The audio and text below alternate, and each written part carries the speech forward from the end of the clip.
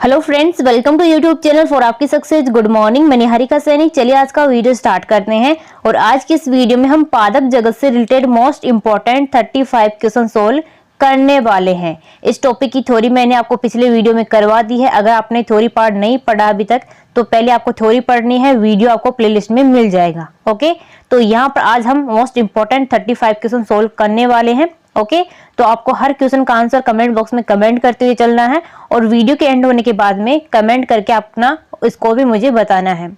तो चलिए यहाँ पर स्टार्ट करते हैं। क्वेश्चन नंबर फर्स्ट है, निम्नलिखित में से कौन से पौधे शुष्क और नमी वाली जगहों पर पाए जाते हैं? तो ये कौन से पौधे होते हैं जो कि सूखी और नमी वाली जगहों पर पाए जाते हैं?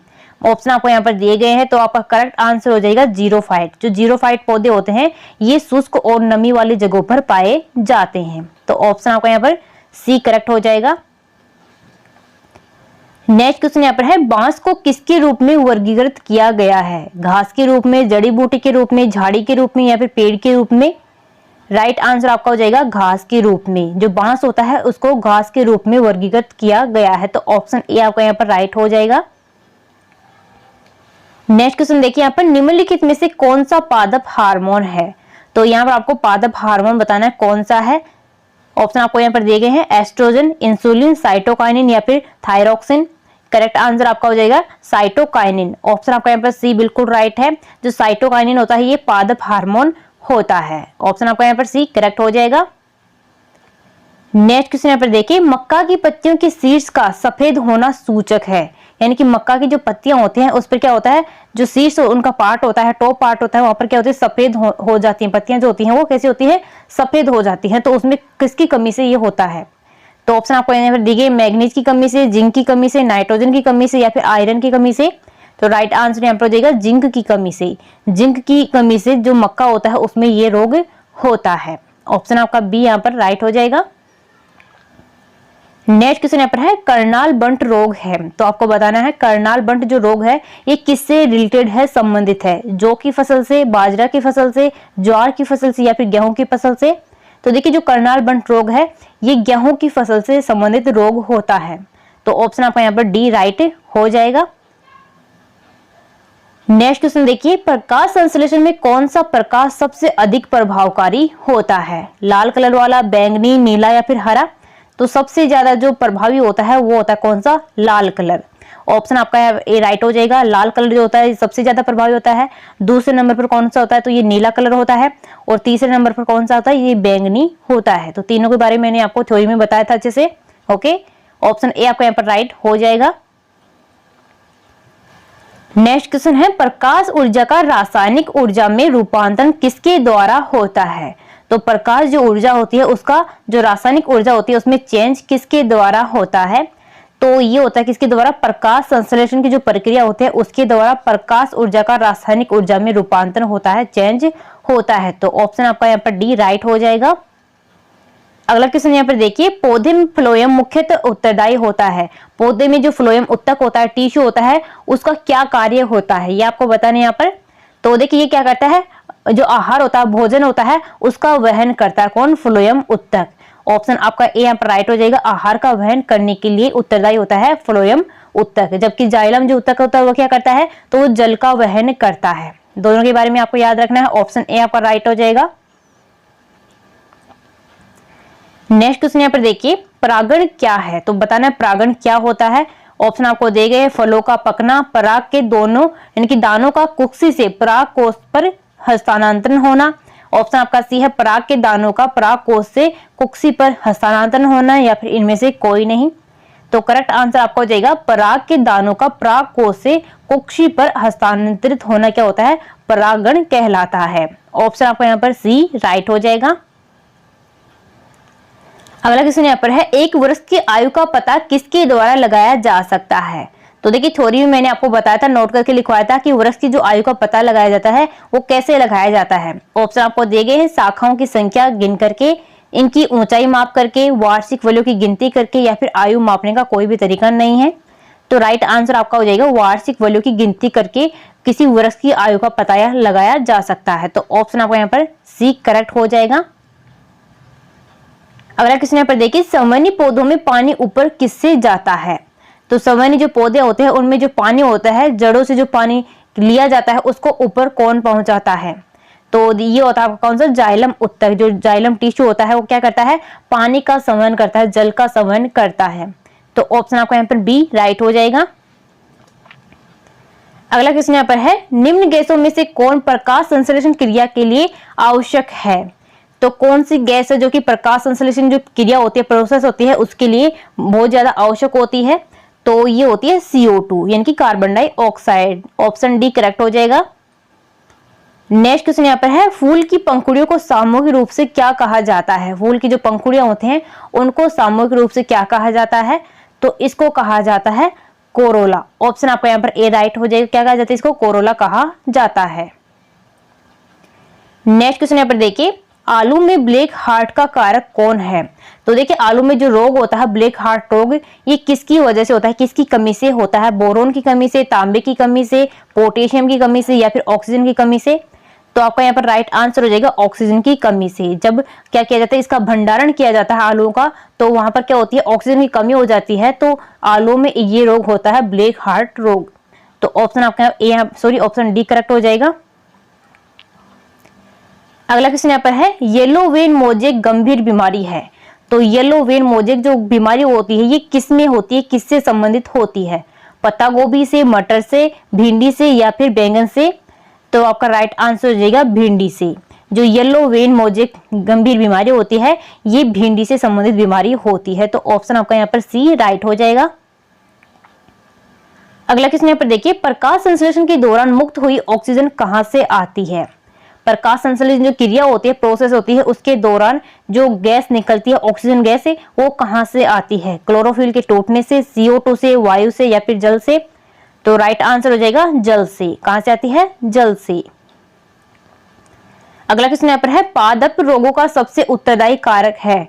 तो स्टार्ट में मैंने आपको थ्योरी में बता दिया था कि पादप जो रोग होते हैं उनमें अधिकतर जो उत्तरदायी होता है कारण, वो कौन होता है?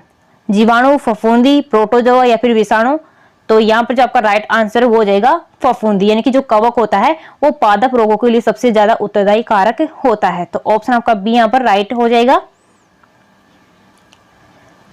नेक्स्ट क्वेश्चन यहाँ पर है, टिक्का रोग किस फसल से संबंधित होता है? जो टिक्का रोग होता है कौन सी फसल से संबंधित होता है? तो ऑप्शन आपको देंगे बाजरे से, सरसों से, मूंगफली से या फिर धान से? राइट आंसर यहाँ पर हो जाएगा मूंगफली से। जो टिक्का रोग होता है ये मूंगफली में होने वाला रोग होता है। तो ऑप्शन आपका यहाँ पर सी बिल्कुल राइट हो जाएगा। अगला क्वेश्चन यहाँ पर देखिए, कौन सा जीवित उत्तक उच्च वर्गीय पौधों में जैव पोषक वाहक का कार्य करता है? तो यहाँ पर आपको बताना है वह कौन सा उत्तक है, टिश्यू है, जो कि क्या करता है, जो पोषक वाहक इनके पोषक पदार्थ होते हैं उनका क्या करता है, संवहन करता है, वहन करता है। तो ये कौन सा होता है? तो ये आपका होता है कौन सा? फ्लोएम उत्तक। ऑप्शन ए आपका यहाँ पर राइट हो जाएगा। अगला क्वेश्चन देखिए, निम्नलिखित में से पौधे के लिए पोषक तत्वों का मुख्य स्रोत क्या है? यानी कि पोषक तत्वों के लिए मुख्य जो स्रोत होता है पौधे के लिए वो कौन सा होता है? मिट्टी, हवा, सूरज की रोशनी या फिर नॉन? करेक्ट आंसर आपका यहाँ पर जाएगा मिट्टी। जो मिट्टी होती है वो मुख्य स्रोत होता है किसमें? जो पौधे होते हैं उनमें पोषक तत्वों का मुख्य स्रोत होता है मिट्टी। ऑप्शन ए आपका राइट हो जाएगा। नेक्स्ट क्वेश्चन यहाँ पर देखिए, पौधों व पेड़ का खाना तैयार करने के लिए प्रक्रिया कहलाती है। तो देखिए पेड़ पौधों में जो खाना बनने की प्रोसेस होती है, क्रिया होती है, उसको क्या कहा जाता है? तो इसको कहा जाता है, क्या कहा जाता है? फोटोसिंथेसिस इसको कहा जाता है। तो ऑप्शन आपका यहाँ पर सी राइट हो जाएगा। नेक्स्ट क्वेश्चन यहाँ पर है, नर और मादा दोनों फूलों वाले पौधे को क्या कहा जाता है? तो नर और मादा दोनों फूलों वाले जो पौधे होते हैं उनको क्या कहते हैं? तो उनको कहा जाता है मोनोसियस। ऑप्शन आपका यहाँ पर डी राइट हो जाएगा। अगला क्वेश्चन यहाँ पर देखिए, बोनसाई क्या है? तो आपको बताना बोनसाई क्या होता है। ऑप्शन आपको यहाँ पर दिए गए हैं, कागज मोड़ने की कला होती है, छोटे बर्तन में बोने पौधे उगाने की कला होती है, फूल व्यवस्था की कला होती है या फिर पेड़ काटने की कला होती है। तो बोनसाई क्या होता है? तो राइट आंसर आपका यहाँ पर हो जाएगा ऑप्शन बी, छोटे बर्तन में बोने पौधे उगाने की जो कला होती है उसको ही बोनसाई कहा जाता है। अगला क्वेश्चन यहाँ पर देखिए, सूर्य अनुरागशील पौधे क्या है? तो सूर्य अनुरागशील पौधे क्या होते हैं? तो आपका राइट आंसर यहाँ पर हो जाएगा हीलियोफाइट्स। क्या होते हैं? हीलियोफाइट्स होते हैं कौन से? सूर्य अनुरागशील पौधे। तो ऑप्शन आपका यहाँ पर डी राइट हो जाएगा हीलियोफाइट।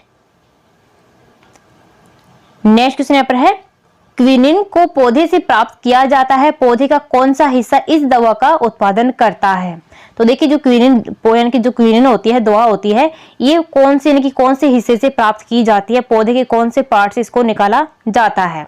ऑप्शन आपको दिए गए हैं, फल, तने की छाल, जड़ या फिर पत्तियां। तो राइट आंसर आपका यहाँ पर हो जाएगा तने की छाल। ऑप्शन आपका बी यहाँ पर बिल्कुल राइट हो जाएगा। नेक्स्ट क्वेश्चन यहाँ पर है, आरएनए और प्रोटीन में कौन सा प्लांट हार्मोन उपयोगी होता है, यानी कि जो आरएनए और प्रोटीन होता है उसमें प्लांट हार्मोन कौन सा उपयोगी होता है। ऑप्शन आपको दिए गए हैं, एथिलीन, साइटोकाइनिन, ऑक्सिन या फिर जिब्रेलिन। तो आपका राइट आंसर यहाँ पर हो जाएगा साइटोकाइनिन। ऑप्शन आपका बी यहाँ पर राइट है। अब देखिए जो साइटोकाइनिन है, इसका जो संश्लेषण होता है वो जड़ों के अग्र सिरों पर होता है, जहां पर क्या होता है, कोशिका विभाजन होता है। ऑप्शन बी करेक्ट हो जाएगा। नेक्स्ट क्वेश्चन यहाँ पर है, कौन से पौधे बीज उत्पन्न करते हैं लेकिन फूलों की कमी होती है। तो यहाँ पर बताने में कौन से इनके पौधे हैं जिनमें क्या होता है, बीज तो होते हैं लेकिन वो उनमें फूल नहीं आते हैं, फूलों की उनमें कमी होती है। तो कौन से होते हैं, तो ये होते हैं अनावर्त बीजी। ऑप्शन आपका यहाँ पर डी राइट हो जाएगा। नेक्स्ट क्वेश्चन यहाँ पर है, पादप जगत का सबसे छोटा अनावर्त बीजी पौधा कौन सा है। तो पादप जगत का सबसे छोटा जो अनावर्त बीजी पौधा होता है वो होता है कौन सा, जेमिया पिग्मिया। ऑप्शन ए आपका यहाँ पर राइट हो जाएगा। जेमिया पिग्मिया जो होता है ये पादप जगत का सबसे छोटा अनावर्त बीजी पौधा होता है। तो ऑप्शन ए करेक्ट हो जाएगा यहाँ पर।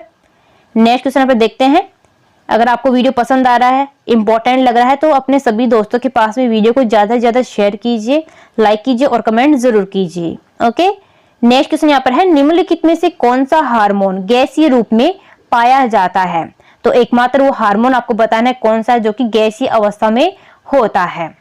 तो देखिए आपका करेक्ट आंसर यहाँ पर हो जाएगा एथिलीन। कौन सा होता है, एथिलीन जो हार्मोन होता है ये गैसीय अवस्था में पाया जाता है। तो ऑप्शन आपका यहाँ पर डी करेक्ट हो जाएगा। ओके, अब देखिए एथिलीन मुख्यतः फलों को पकाने का काम करता है। इससे पहले एसिटिलीन गैस यूज किया जाती थी, जिसको अब प्रतिबंध कर दिया गया है। यह पौधों की क्या करता है, लंबाई को रोकता है तथा चौड़ाई में वृद्धि करता है। कौन सा, एथिलीन हार्मोन। ओके, चलिए नेक्स्ट क्वेश्चन देखते हैं। नेक्स्ट क्वेश्चन यहाँ पर है, भूमि पर स्थित पहले पौधे कौन से हैं। थेलोफाइटा, टेरिडोफाइटा, ब्रायोफाइटा या फिर यानी कि आवर्तबीजी। तो देखिए भूमि पर स्थित जो पहले पौधे थे वो कौन से थे, तो ये थे ब्रायोफाइटा। ऑप्शन आपका यहाँ पर सी करेक्ट हो जाएगा। अगला क्वेश्चन यहाँ पर है, वह हार्मोन जो बीजों को सुप्त अवस्था में रखता है, तो वह कौन सा हार्मोन है। तो आपका यहाँ पर राइट आंसर हो जाएगा एब्सिसिक एसिड। जो एब्सिसिक एसिड होता है ये क्या करता है, बीजों को सुप्त अवस्था में रखता है। तो ऑप्शन आपका यहाँ पर बी राइट हो जाएगा।